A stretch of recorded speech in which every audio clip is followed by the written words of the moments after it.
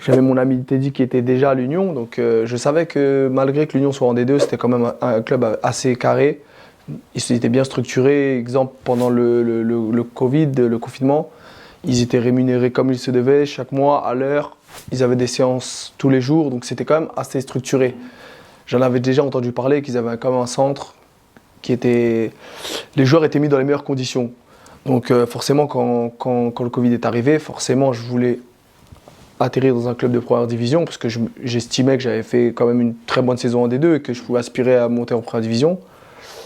Au final, l'Union est venue avec un bon projet, un bon plan. Je me suis dit, tout compte fait, c'est mieux d'être dans un meilleur club de D2 qui est bien structuré que d'être dans un club de Division 1 qui joue le maintien. Tu vois, c'est pas forcément carré. Tu vois, c'est pas forcément le meilleur choix à faire pour ma part.